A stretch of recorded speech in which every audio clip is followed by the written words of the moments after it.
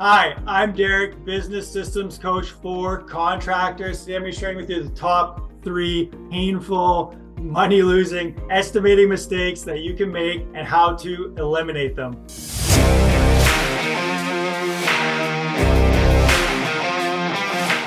All right, so jumping right in here, make sure to give this video a big thumbs, likes up, subscribe to the channel. Best way to grow your contracting business. Check out all the awesome videos, subscribe to the channel. So estimating mistakes. I think we've all been through it before. If you've been a contractor long enough, I know you made a bunch of these. So let me share with you ways to mitigate them, eliminate them, and make sure that your system is doing its job and you're not wasting your money by estimating ineffectively. So first one that we're going to be looking at is winging labor costs. I think we've all done this before, and it is just a recipe for disaster. You know, oh, ripping out that kitchen should take 4 hours, and 16 hours later, you're still trying to pull the cabinets off the wall because someone PL'd the living shit out of everything. So anyways, winging labor costs is a way to disaster simply because you're basing what you think the time should take instead of using actual job cost, you know, history of what it actually has taken in the past, as well as not having a formula in place. So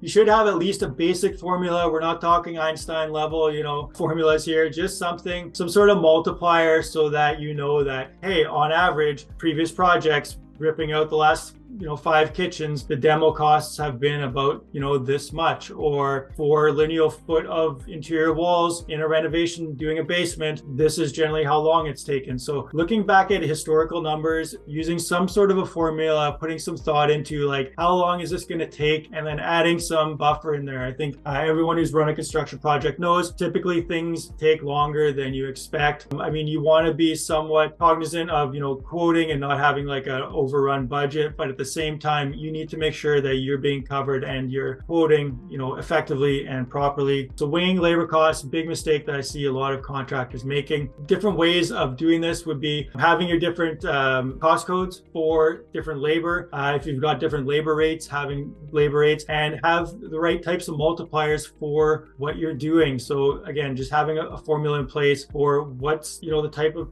thing that they're doing. How many guys is it going to take? How long do I expect it? How many days? Is there going to be setup? Is there going to be, this or that? Do we want to have some weather dependency? If we're doing this in the middle of winter or something, should we be budgeting a little extra time?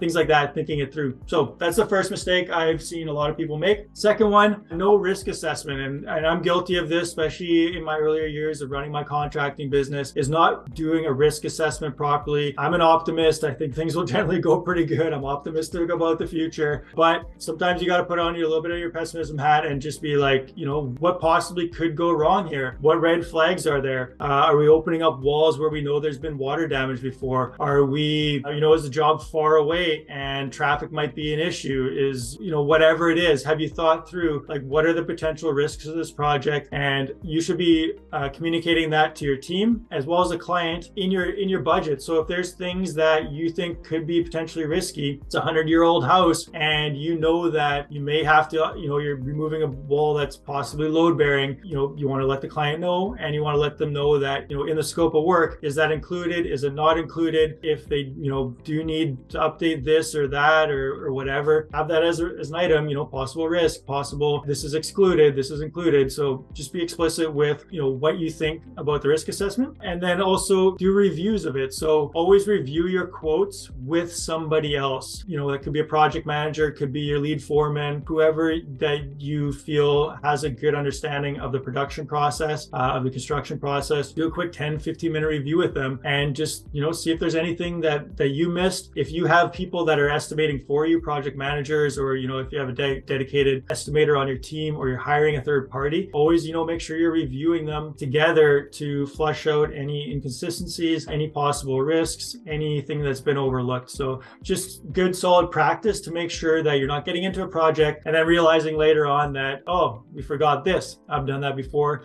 and it's not a great feeling. And then finally, the big one is inaccurate takeoffs. So this is the third estimating mistake that I think we've all made before, is doing improper takeoffs. And sometimes it feels like these mistakes is like, well, it's just part of the game. It's part of the, estimating. It's part of construction. That kind of mindset isn't going to make you progress. It's not going to make your systems better. It's not going to make your business better. You need to be thinking, this is a common issue. This came up. How could I gone upstream? How could I create a better system? How could I have checked the box, or, done a better takeoff, or changed my system so that this doesn't happen again? So often inaccurate takeoffs are due to rushing. So you're a business owner, you've got 1,000,001 things to do. Maybe your project manager's got 1,000,001 projects to manage, and they're just rushing through it, right? Let's just get this quote done. Let's get it out there to the client, and then we can always, refine it or whatever, check it later. But just taking that bit of time to go through the right process and making sure that it's accurate, your clients will appreciate it and your bank account will appreciate it. And then finally, a poor system. So often inaccurate takeoffs are due to a poor system of setup, of checks and balances. I can remember an example for myself where I was estimating a project, thought I did a good job of it. Everything was fairly on point, got into the project, getting, the rough-ins kind of finished up, getting my drywaller there to give me, a solid quote on the drywalling. And I realized, oh shit, I forgot to add the ceilings